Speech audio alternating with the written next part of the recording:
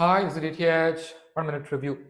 വിനീത് ശ്രീനിവാസൻ സംവിധാനം ചെയ്ത കരം, അദ്ദേഹം തന്നെ 2013 സംവിധാനം ചെയ്ത തിര എന്ന പടത്തിൻ്റെ ഒരു സോൾ സിസ്റ്റർ എന്നൊക്കെ പറയാൻ പറ്റുന്ന കരം.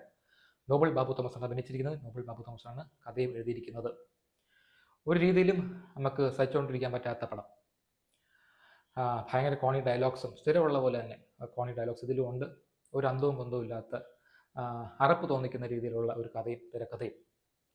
ഇതിൻ്റെ തുടക്കം ഒരു ടെററിസ്റ്റിന് പീനിസിലെങ്ങനെ വെടി ഏൽക്കുന്നുണ്ട്, പീനിസിലോ ബോൾസിലോ. പുള്ളി കടന്ന് ചാടുവാണ്.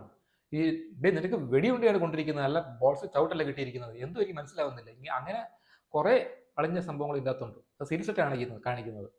അത് പോരാതെ തമാശയായിട്ട് കാണിക്കുന്നതൊക്കെ പളിഞ്ഞ തമാശകളാണ്.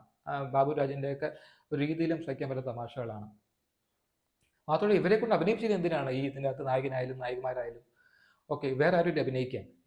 കഥയോ തിരക്കഥയോ ഇല്ല. അതിന് കൂടാതെ പെർഫോമൻസസും ഒക്കെ ഈക്വലി ബാഡാണ്.